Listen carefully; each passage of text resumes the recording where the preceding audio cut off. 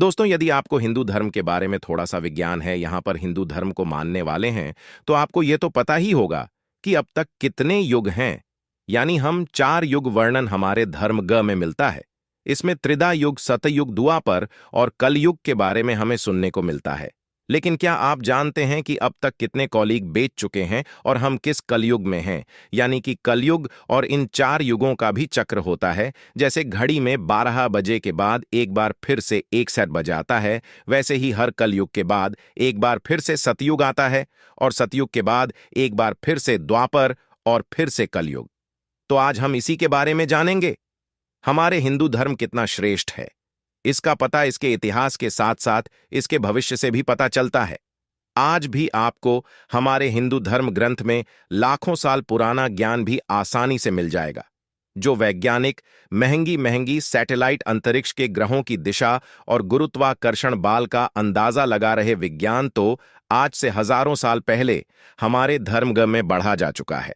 हालांकि ये बात भी सत्य कि हमारे शास्त्रों का पूर्ण ज्ञान आज केवल 10% हिंदू को है, जबकि नंबर प्रतिशत हिंदू इसके बारे में कुछ भी नहीं जानते। ऐसा इसीलिए होता है क्योंकि इसकी गणना काफी उलझी हुई है, जिसे हम आसानी से समझ नहीं पाते। लेकिन यदि आप इस ज्ञान को पाना चाहते हैं तो हमारी वीडियो आपकी मदद करेंगे। हम आपको उसी ज्ञान को आसानी से समझने में सहायता करेंगे जो कि आज तक आपके लिए केवल एक रहस्य था। हम सब यह तो जानते कि हम जिस युग में आज जी रहे हैं वह कलयुग है।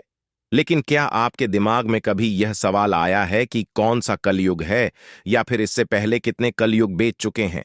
ज्यादा लोगों को तो यह भी नहीं मालूम कि हमारा समय का पहिया बाहर बाहर घूमता रहता है और इसी तरह हमारे योग बदलते रहते हैं। हर करयोगे हर तरह के बाद फिर से युग बदलते हैं। तो चलिए आज यह सवाल भी हाल कर देते हैं कि अब तक कितने कलयुग बीत चुके हैं और हम किस कलयुग में आज जी रहे हैं। हमारे ब्रह्मांड का निर्माण ब्रह्मा जी से हुआ है, या फिर यह भी कहना गलत नहीं होगा कि ब्रह्मा ही है। ब्रह्मांड ब्रह्मा जी का भी जन्म हुआ है और एक दिन उनकी भी मृत्यु हो गई।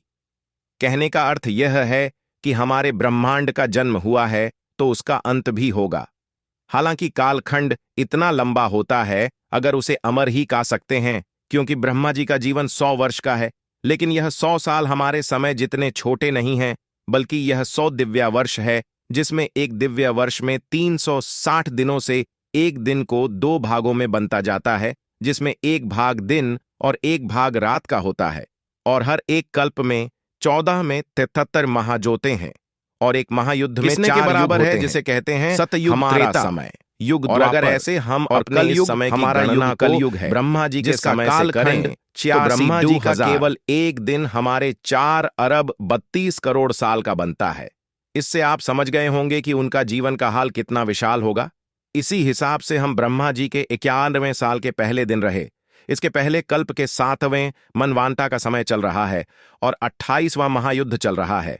ऐसे में अगर आप गिनती करेंगे तो अब तक 2,05,100 कलयुग बीत चुके हैं और हम 2,05,248 कलयुग में जी रहे। यहां आपको एक बात पर ध्यान देना होगा कि रात का समय नहीं, दूसरा कल्प प्रलय का होता है, जिसमें कोई मैन में अवतार होता है और एन जीवन होता है। इसमें हर कल्प में कई मानव अवतार होते हैं। जरा सोचिए अब तक कितने मनवा अवतार ए चुके हैं। लेकिन यहां इस गणना में भी एक कमी है, क्योंकि अब तक कई ब्रह्मा का जन्म और मृत्यु हो चुकी है और कई ब्रह्मा अलग अलग साधनों पर कई ब्रह्मांड भी चला रहे हैं। तो हमें यह भी नहीं कह पाएंगे कि अब तक कितने कलयुग बीत चुके हैं। हां, ये अंदाजा जरूर लगा सकते हैं कि वर्तमान में ब्रह्मा जी के कितने कलयुग बीत चुके हैं। तो इस वीडियो में आप जान गए होंगे कि हमारा कलयुग इकलौता नहीं है, बल्कि इससे पहले भी कई कलयुग आए और उसके बाद भी कई कलयुग आते रहेंगे। आज की वीडियो में बस इतना ही। आप हमारी वीडियो कैसी लगी हमें कमेंट में लिखकर जरूर बताएं। एक बार फिर मिलते हैं एक और ऐसे ही ज्ञानवर्धक वीडियो के साथ। तब तक के लिए नमस्कार, धन्यवाद।